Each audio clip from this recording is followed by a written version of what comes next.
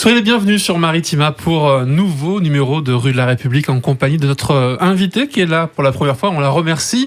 Bonjour Marie Batou. Bonjour. Marie Batou, adjointe aux mobilités à la ville de Marseille. C'est relativement récent, on va en parler.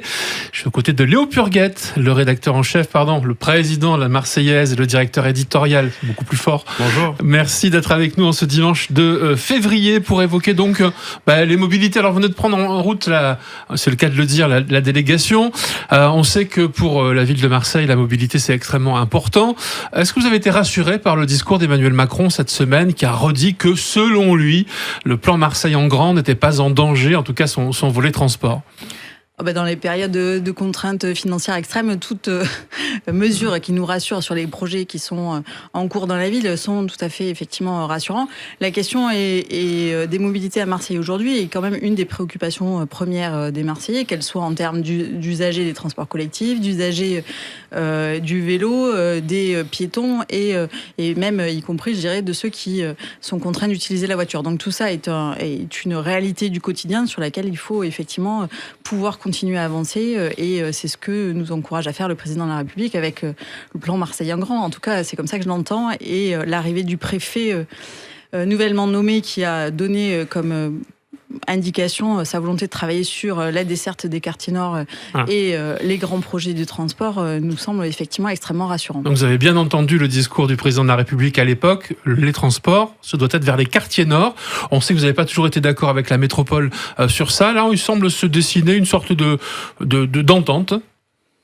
En tout cas, dans tous les cas, il y a énormément de projets sur les quartiers nord aujourd'hui, de grands projets structurels et structurants d'infrastructures qui vont nous permettre d'avancer sur les quartiers nord, mais pas que. C'est effectivement assez rassurant de se dire que ce type de grand bassin de mobilité soit effectivement dans les tuyaux. Les projets de tramway en premier vont avancer et c'est effectivement des choses sur lesquelles on peut être content et y compris se féliciter.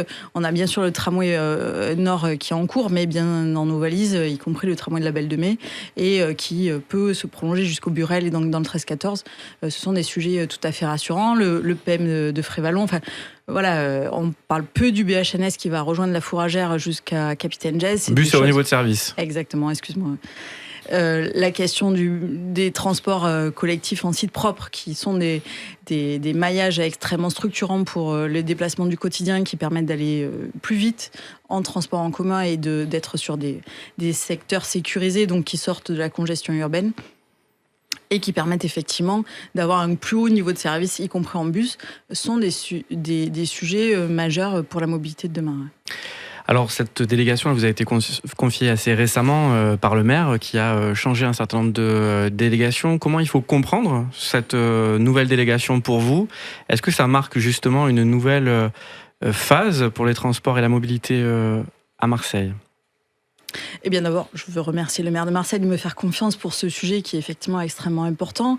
De remercier Madame Gassion pour le travail accompli. Je crois effectivement que la volonté du maire, c'est de dégager du temps pour pouvoir travailler avec la métropole sur ce sujet majeur, puisque la métropole est effectivement compétente sur la très grande majorité des sujets. Nous avons besoin de trouver des espaces d'entente, de faire progresser les choses. C'est effectivement un accord que nous avons avec la présidente et Madame Pila, je crois, qui est venue le dire à votre micro. Donc, il faut pour cela travailler précisément sur les sujets, faire en sorte d'être autour de la table. Et c'est effectivement comme cela qu'il faut entendre la chose. Est-ce que vous considérez qu'aujourd'hui, les demandes de la ville de Marseille elles sont prises en compte en matière de transport, puisque c'est votre délégation, de la même manière que le sont les demandes qui sont faites par les communes alentours, par la métropole? Alors, les demandes de la ville de Marseille, parce que c'est la moitié de la population dans les Bouches-du-Rhône, sont forcément plus importantes et sont, eu égard au retard que nous avons, y compris plus longues et plus structurelles. C'est-à-dire qu'on est sur des travaux qui sont finalement peut-être plus lourds que de faire un pôle d'échange à la Manon, comme c'était le sujet de la commission mobilité métropole, par exemple. Donc, la question de savoir comment on arrive à juguler la prise en compte des demandes et des besoins des Marseillais, elle est complexe. Je pense qu'il faut que nous dégagions ensemble aujourd'hui des priorités. La question des sites propres que nous avons évoquée à l'instant, elle en fait partie, mais il y a la question des entrées de ville, parce qu'en fait, on va se retrouver d'accord avec la métropole sur des enjeux métropolitains, c'est-à-dire qu'aujourd'hui, on a 300 000 flux qui entrent ou qui sortent de Marseille qui sont liés à des déplacements métropolitains. Et donc, si nous voulons améliorer ça, c'est des sujets de transport métropolitain à part entière. Et donc, situés dans des entrées de ville, des situations de rabattement des voitures. Ces sujets-là, aujourd'hui, je pense qu'on peut les traiter avec la métropole comme des sujets qui concernent à la fois les Marseillais, mais aussi l'ensemble des habitants métropolitains et qui semblent majeurs pour demain. Ça veut dire que pour les sujets intra-marseillais, on a un peu plus de mal, du coup, si on arrive à décrypter la deuxième partie de votre question. Je dois vous avouer que vous me mettez là dans une situation que je ne peux pas encore vous dire, puisque je commence juste à travailler avec la métropole et que je suis disponible. Vous êtes conseillère métropolitaine, on dit que ça va fluidifier les choses par rapport à votre prédécesseur. Oui, je vais pouvoir être effectivement à la fois dans les commissions, au conseil d'administration de la RTM, et donc effectivement travailler de manière précise. Nous avons des sujets majeurs comme l'automatisation du métro, qui vont arriver, qui vont pouvoir dégager des choses et des moyens pour la question, y compris de la restructuration des bus. C'est ça qu'il faut que nous regardions aujourd'hui. On a des réunions prévues sur la restructuration du réseau bus, sur les grands projets infrastructurels. Tout ça est en cours et débute. Donc vous me demandez des choses que je ne peux pas encore vraiment répondre. Alors cette semaine, la métropole communiquait sur les 38 ans de l'extension du métro vers le nord. Depuis, on a ajouté seulement une station qui était la station Gèze. Ça dit quand même tout de l'état du réseau et du travail qui reste à faire quand même. Oui, mais il y a des vrais gros projets structurants qui sont dans les cartons, ils sont travaillés. Alors peut-être qu'aujourd'hui, on a plus de mal à faire un métro parce que financièrement, ça demande effectivement des investissements beaucoup plus lourds. Mais il y a des vrais projets de tramway qui sont au travail. Il faut regarder ça de manière précise. On a beaucoup travaillé la question du Nord. Il faudra aussi un jour travailler la question de l'Est, puisque les trajets vers Aubagne sont structurants. Est-ce que c'est le métro ou est-ce que c'est travailler le RER métropolitain? Parce que on a quand même un énorme projet structurel qui est en cours aujourd'hui à Marseille, qui est la LNPCA, avec une nouvelle gare Saint-Charles, la ligne nouvelle Provence-Côte d'Azur, avec la nouvelle gare Saint-Charles qui ne sera plus en entonnoir, parce qu'on avait ce problème d'une gare Saint-Charles où il y avait un vrai cul-de-sac et donc des sillons de train qui étaient très bloquants, qui empêchaient d'augmenter le cadencement. Donc là, on aura une gare traversante qui permettra de fluidifier les relations entre Aix et Aubagne par la gare Saint-Charles, mais il y a d'autres trajets qui peuvent être possibles, notamment vers la Blancarde. Il y a des associations qui portent ce sujet-là. C'est des sujets qu'il faudra travailler avec, y compris la région, dans un avenir plus ou moins proche, puisque 2037, c'est pas si loin finalement. Alors, il y a une annonce qui a été faite par Martine Vassal à l'occasion de ses vœux à la population, c'est la gratuité pour les plus de 65 ans, pour les moins de 10 ans. La gratuité, c'est plutôt une revendication de la gauche. D'abord, comment vous avez accueilli cette annonce? Et est-ce que vous pensez que la gratuité totale est possible? Alors, toute opération qui va dans le sens des Marseillaises et des Marseillais et des habitants de la métropole nous semble être de bon augure. La question, c'est une avancée à la fois pour les moins de 10 ans, des moins de 11 ans, ce qui était notre demande, y compris pour favoriser le déplacement des scolaires, et y compris du périscolaire. Et donc, sur la question des seniors, c'est aussi un avantage en termes de coût de vie, etc. Il faut comprendre quand même que faciliter l'usage des transports collectifs, c'est aussi l'amélioration de la qualité de vie en baissant les coûts du déplacement. Nous, on a travaillé à des hypothèses, notamment plutôt sur la gratuité jusqu'à 25-26 ans, parce que c'est des sujets qui nous semblent majeurs, y compris pour l'accès à l'emploi, l'accès aux études. C'est des postes majeurs en termes de déplacement, les étudiants. La question de la gratuité totale aujourd'hui, elle est évoquée, elle est travaillée. 300 millions d'euros par an. Oui, mais le contrôle de la fraude coûte aussi beaucoup d'argent. La mise en place de matériel voilà, c'est des choses qui ont été étudiées notamment à Aubagne à l'époque quand ils avaient mis la gratuité en place et par d'autres villes. La question de toutes les manières des infrastructures et du service de transport, c'est la question du service public. Nous, on a une vision politique de gratuité du service public, comme l'école devrait être gratuite. La question du droit à la mobilité est un vrai sujet. C'est des choses qui sont à travailler pour trouver d'autres sources de financement. Je sais qu'on a travaillé sur la question d'inversement mobilité-transport accentuée. La question aujourd'hui de la gratuité, par exemple pour Le salarié repose beaucoup sur l'employeur. Voilà, il y a des choses... la moitié des coûts pour un employeur... du prix de transport, elle est prise par l'employeur. Donc, c'est des choses qui existent déjà et qui sont déjà formalisées différemment quelque part.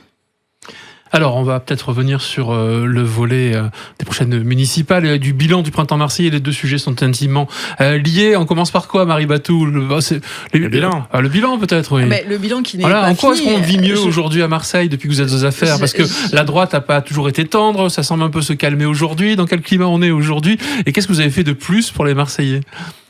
Alors écoutez, le bilan, je pense qu'il faudra le tirer dans 1 an et demi. On est toujours au travail et je pense qu'on s'attaque... Même pas 1 an et demi maintenant. Ouais, je sais. Ouais. Ne nous dites pas ça nous fait un peu peur. Parce qu'on voit quand même que la tâche est encore immense et que les choses sont effectivement trop lentes pour les Marseillaises et les Marseillais. Alors, j'imagine que nombre de mes collègues sont passés à votre micro pour parler des écoles et effectivement, nous avons 18 écoles qui sortent de terre entre septembre, janvier... Et dans les mois qui suivent. Donc, on avance quand même sur la construction des écoles et je pense que c'est une grande fierté. Nous avons porté ça dans notre campagne en 2020. C'est notre sujet prioritaire. Alors, c'est un bide total selon des gens comme Romain Cimarano de la droite côté Muselier, quoi. Visiblement, vous n'avez pas suffisamment actionné les choses, vous n'avez pas suffisamment fait. Peut-être que c'est pas aux endroits où ils les attendaient. Et effectivement, aujourd'hui, on a des écoles qui ouvrent entre le 1er, le 3e arrondissement, le 15e et le 13-14. C'est des endroits où on avait constaté quand même un recul ou un abandon caractérisé. Et c'est en tout cas ce que nous portions dans notre campagne. Donc, nous avons respecté des engagements. Bien sûr, rien ne va jamais assez vite. Mais je crois que Romain Cimarano est quand même assez mal placé pour donner des leçons. Donc nous, on va avancer dans le sens des Marseillaises et des Marseillais, et c'est eux qui seront seuls juges. Mais effectivement, on peut tous être d'accord que les choses vont lentement et que il faudra porter fortement cette question-là encore en 2026 pour continuer le travail qui est entamé. Oui. Léo Purgatin. Sur les autres marqueurs qui étaient très importants dans la campagne de 2020, je pense à l'habitat, au logement, à la justice sociale, au fait de recoudre la ville entre le nord et le sud. Qu'est-ce que vous avez à dire sur ce qui a changé ? Alors, sur la question de l'habitat et du logement, je crois que la SPLAIN et tout le travail qui a été fait sur... Société publique locale d'aménagement d'intérêt national. D'intérêt national, qui est partagé avec la métropole et la ville de Marseille et l'État.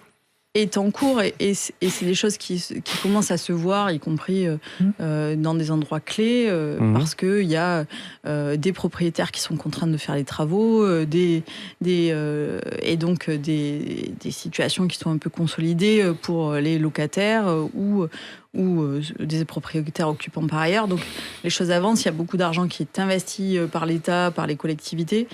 La ville fait acte de son pouvoir de justice, de police en l'occurrence. Donc c'est des choses qui avancent régulièrement. Sur la justice sociale, je crois qu'on a une situation extrêmement paupérisée et donc un plan social qui est extrêmement fort à Marseille, qui a été noué avec l'État. Et Madame Gareno doit pouvoir vous en parler le plus largement possible. Mais c'est de l'argent qui n'avait jamais été investi. Moi, si je veux parler de ce que dont je m'occupais jusqu'à présent. J'allais vous questionner. De quoi vous êtes le plus fort sur l'éducation ? De quoi vous êtes le plus fier sur l'éducation populaire et qu'est-ce qui resterait à accomplir selon vous ? Alors, on a beaucoup avancé sur la question du périscolaire notamment, puisque sur la pause méridienne dans les écoles, il n'y avait pas d'animation périscolaire entre midi et 2 jours par semaine. Donc là, nous avons, grâce à cela, augmenté le personnel dans les écoles entre midi et 2, avec des animateurs qui sont présents dans toutes les écoles primaires tous les midis, et donc un encadrement et une situation qui s'apaise dans les écoles dans la mesure du possible en fonction des contraintes de locaux et de saturation des écoles, bien sûr, mais ça avance et y compris ça permet de planifier des choses. On a des expérimentations le soir jusqu'à 18h30 d'augmentation du service public. Je crois qu'il faut le dire, qu'on augmente de partout, sur tous les sujets, nos ambitions de service public. Des centres aérés qui augmentent aussi leur capacité d'accueil grâce à des avancées réelles, et un dispositif de départ en colo d'enfants qui permet aujourd'hui à plus de 3000 enfants de partir en vacances tous les étés. Donc c'est des sujets qui sont en cours. On a du travail encore à faire. Hein. Il y a une situation des centres aérés, par exemple, qui doit progresser fortement. Le besoin de garde d'enfants le mercredi et les vacances est extrêmement conséquent des familles. Mais c'est des sujets qui ont singulièrement progressé ces dernières années et qui nous permettent quand même de permettre aux habitants et aux habitantes et aux Marseillaises et aux Marseillais qui ont des enfants notamment, de trouver des solutions plus facilement. Alors vous venez de parler de la vie des gens, et évidemment c'est ce qui va intéresser nos téléspectateurs, nos lecteurs et nos auditeurs dans 1 an et 1 mois maintenant, puisque ça arrive très très vite, mars 2026. Aujourd'hui, on voit se dessiner un maire sortant, le printemps marseillais, avec LFI qui de son côté est en train de pousser via Sébastien Delogu pour dire c'est à nous d'avoir le leadership aujourd'hui. Le Rassemblement national qui aurait coché évidemment Marseille sur la liste des villes à conquérir. Comment est-ce que vous vous sentez au printemps marseillais? Qu'est-ce qu'il faut faire pour justement s'imposer dans 1 an et 1 mois? Je crois dans tout ce que vous dites, ce qui doit nous mobiliser, c'est la question de la lutte contre l'extrême droite et effectivement éviter de voir basculer notre ville au Rassemblement national. Pour cela, il me semble qu'il faut que nous trouvions les possibilités d'une unité la plus large de la gauche au premier tour. En réalité, quelle que soit la situation, avec les modifications de loi Paris-Lyon-Marseille sur le scrutin de vote... Favorable ou pas d'ailleurs au passage, juste? Plutôt favorable, effectivement, parce qu'en réalité, la question aujourd'hui de cette loi... À Marseille, un votant, rappel, ce serait l'idée. Il y a une situation qui fait que, finalement, certains secteurs sont surdimensionnés au conseil municipal, de par leur poids en termes de démographique, mais qui, du coup, ont un poids supplémentaire au conseil municipal et qui, du coup, fait qu'un habitant n'a pas la même voix où il se positionne. Donc, c'est une mesure de démocratie qui se porterait à Marseille, effectivement, de manière générale, pour se remettre dans le droit commun finalement de toutes les villes. Donc union de la gauche, vous disiez, la plus large possible. Justement, parce que on a vu effectivement Sébastien Delogu qui lance Marseille en vrai, qui est en fait un peu un réquisitoire contre le bilan du printemps marseillais. Vous qui dans votre parcours avez été mélenchoniste, est-ce que vous pensez qu'une entente est encore possible avec les Insoumis ? On l'a vu, on a vu des revirements à 360 degrés de la gauche pour se mobiliser, notamment au niveau national. Et donc, tout est encore possible et tout est toujours ouvert. La question, c'est comment est-ce qu'on travaille et comment est-ce qu'on fait en sorte que cela soit possible. C'est sûrement pas par voie de Twitter que tout ça va se régler, ni par un message TikTok. C'est en travaillant autour de la table sur quels ont été nos freins, pourquoi on n'y est pas arrivé, qu'est-ce qu'on aurait dû faire et surtout comment on va porter les choses prochainement. Et ça, il faut effectivement une volonté de part et d'autre pour que ça se fasse. Ça veut dire que le RN sera donc votre adversaire désigné, vous l'avez dit, et pourtant le RN prospère énormément dans les classes populaires, qui étaient quelquefois des gens qui votaient à gauche. Qu'est-ce qu'on leur dit à ces gens ? Je pense quand même qu'il y a une remobilisation quand le risque RN arrive, y compris des quartiers populaires qui se voient et qui s'est encore vu en juin dernier, au moment des législatives. Qu'est-ce qu'on leur dit à ces gens ? On leur dit pas grand-chose parce qu'en fait, il faut quand même se mettre un peu de l'eau dans notre vin. On peut pas donner de leçons sur cette question-là. On doit être très lucide parce qu'on sait très bien quelles sont les raisons de ce vote. C'est-à-dire qu'à un moment donné, il y a un sentiment d'être laissé pour compte et que la politique ne changerait pas grand-chose à leur situation à la fois sociale et économique et n'est plus en capacité de donner de l'espoir, ce qui, par ailleurs, devrait être le cadre républicain que l'on porte. Donc, la question de savoir comment on agit au quotidien et quels sont nos freins et surtout... quelles sont nos possibilités de dépasser tout ça, et c'est les vraies questions. Il faut être humble aussi, une mairie ne peut pas changer complètement un certain nombre de choses, et je pense que ça, c'est une question que les Marseillaises et les Marseillais sont capables d'entendre, où qu'elles soient, si on a un peu l'honnêteté d'avouer finalement qu'il y a des choses qui ne sont pas dans nos mains, il y en a des choses qui sont dans les mains de la métropole, des choses qui sont dans les mains de l'État, et qu'on ne peut pas tout faire. Mais voilà, il faut continuer à porter l'espoir de l'unité de la gauche, et je pense que c'est ça, c'est la question de la conversion politique de nos actes qui donnent l'espoir. Je crois aujourd'hui que ça soit un électeur des quartiers populaires ou du centre-ville ou de n'importe où en ville, la question c'est de savoir est-ce qu'il y a une réalité de prendre le pouvoir ou pas, et si on est capable de porter cet espoir, il y a une capacité de dynamiser, de mobiliser un électorat. Dernière question, question signature de cette émission, Marie Batou, adjointe aux mobilités. Qu'est-ce que la République pour vous ? Alors, c'est plutôt ma casquette d'éducation populaire là, que j'invoquerai sur la question de la République, qui, pour moi, est un sujet à proprement parler historique. On s'inscrit dans une histoire de la République française qui n'est pas tout à fait la même chose qu'ailleurs. Et je pense qu'il faut rester sur notre fronton liberté, égalité, fraternité, cette République qui doit se construire autour du vivre ensemble. J'invoquerai aussi Jaurès, si vous me le permettez, comme il a été rappelé, c'est quand même cette République sociale que j'appelle de mes voeux, et de savoir comment, effectivement, nous arrivons à construire par l'école, par la question de l'espoir d'un avenir meilleur, à faire commun et à faire du vivre ensemble, et à construire un contrat républicain qui nous permette de vivre tous et toutes ensemble. Le contrat républicain, selon Marie Batou, adjointe aux mobilités à la ville de Marseille. Merci d'avoir été notre invité dans Rue de la République ce dimanche. De rien. Merci à vous. Léo Purguet, également le président de la Marseillaise. Merci. Et à la semaine prochaine pour une toute autre émission.